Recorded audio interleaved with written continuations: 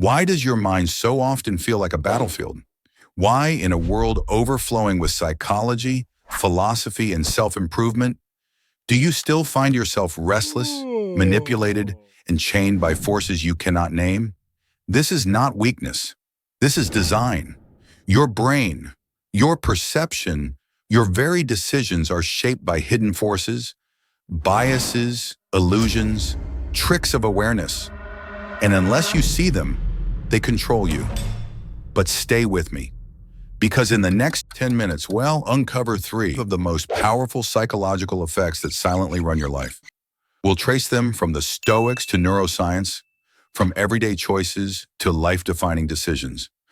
And by the end, you'll not only recognize when these forces are manipulating you, you'll hold the tools to break free.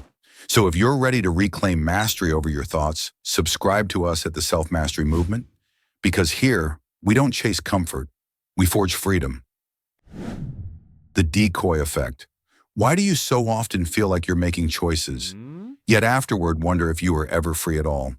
Why does the menu at the cafe, the subscription plan, even the people you let into your life feel like they're shaping you instead of you shaping them? This is not by accident, it is the decoy effect. One of the most subtle tricks of the mind and one of the oldest tools of manipulation. And if you stay with me until the end of this section, you'll know the single question that can dissolve this illusion instantly and give you back the power you didn't know you had. It starts innocently. A movie theater. Small popcorn, $4. Medium, $6. Large, $7. Of course you pick the large.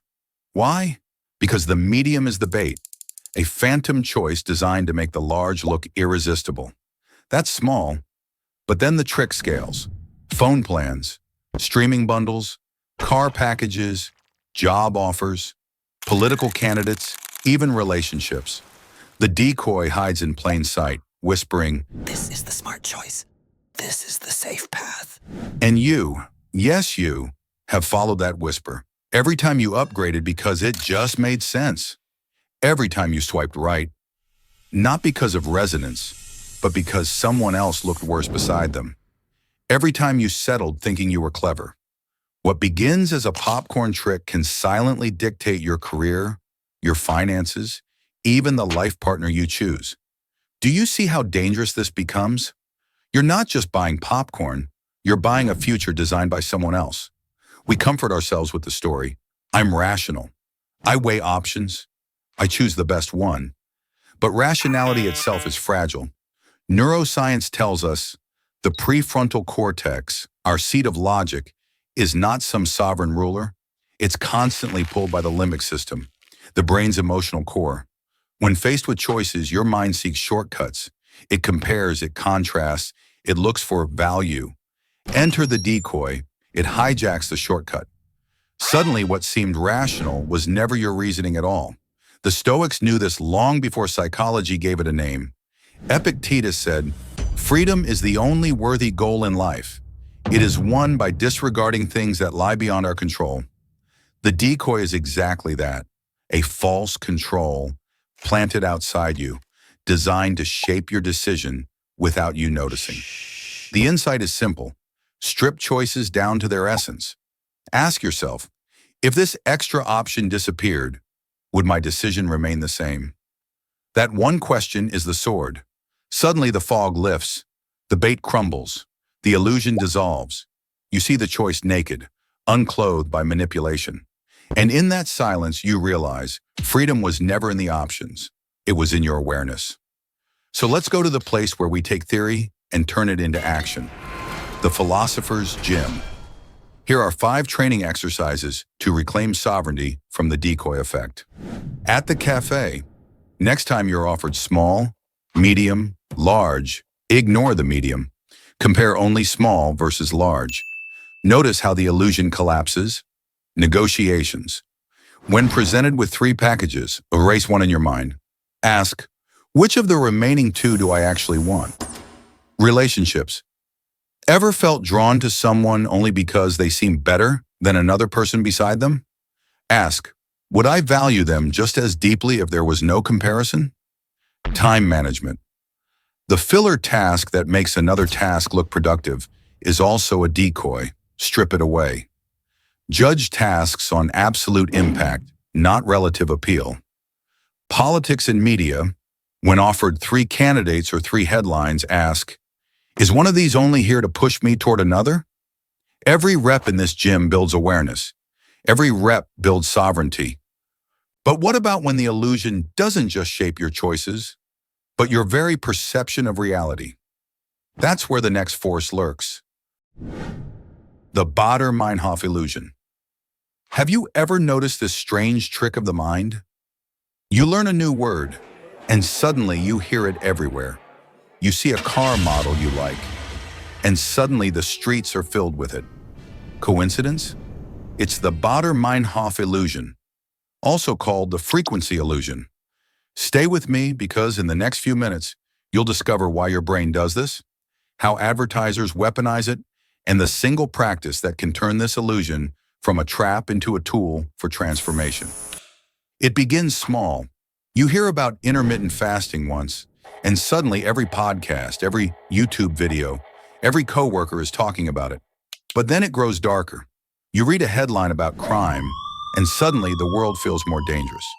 You hear one story about betrayal, and suddenly you see betrayal everywhere. Your perception narrows, your world bends, and you, yes, you, begin to mistake frequency for truth. What starts as noticing a car becomes believing in scarcity, in danger, in confirmation of your deepest fears. Do you see the stakes? Your reality itself can be hijacked, not by facts, but by focus. Most people respond to this illusion by shrugging it off. Just coincidence, they say. Just my imagination. But dismissing it doesn't free you, it blinds you further. Because the Baader-Meinhof illusion is not random. It's rooted in how your brain filters reality. Neuroscience calls it the reticular activating system, the brain's gatekeeper. Out of millions of inputs per second, it decides what reaches your awareness. Focus on red cars. Suddenly, you see red cars. Focus on betrayal. You see betrayal. Focus on opportunities. You see doors where others see walls.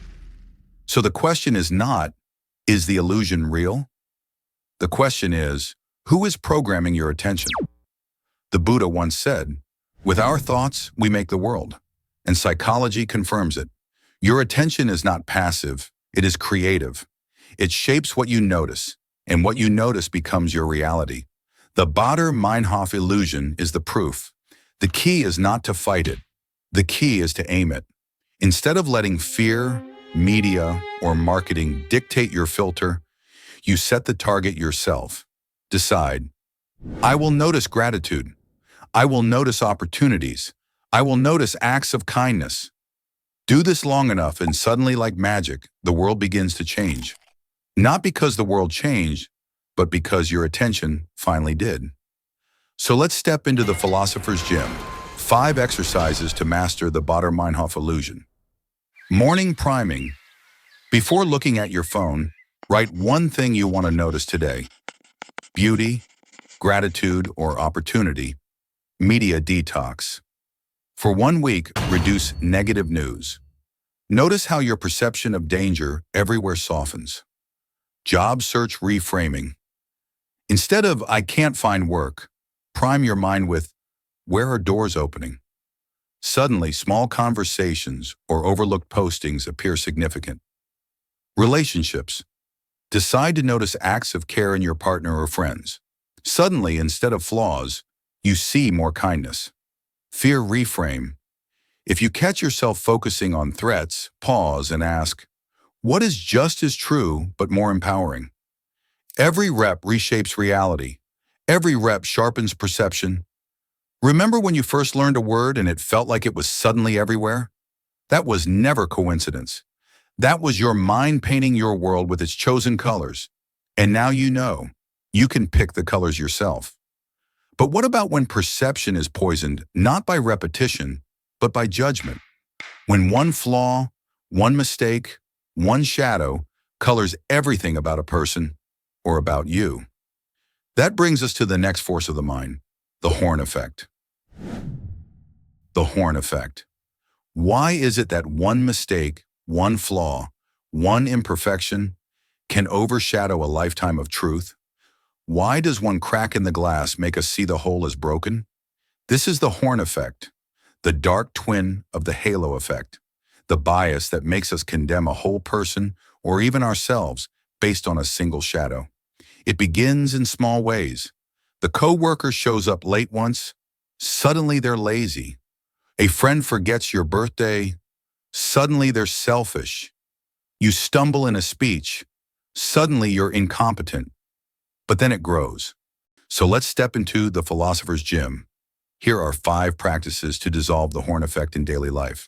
At work, when a colleague fumbles, pause. Ask, if someone I admire did this, would I judge them as harshly? In relationships, when your partner forgets something, instead of leaping to they don't care, ask, what else might explain this? With yourself, when you fail right, this is one event, not my essence. Post it where you'll see it. In society or before condemning an entire group based on one story, seek 3 counterexamples. In parenting or leadership, when correcting, name the behavior, not the identity. Say, that action was careless, instead of, you are careless. Remember the crack in the glass we began with? The horn effect would have you believe the whole vessel is ruined. But now you know, the crack is real, yes, but the vessel still holds water. And this is not just about judgment, it's about influence. Because what happens when, instead of flaws, you see crowds? And that is liberation. Subscribe to us at the Self-Mastery Movement to continue the journey. Because freedom is not found in escape. It is forged in awareness. Until then, stay awake, stay free, stay sovereign.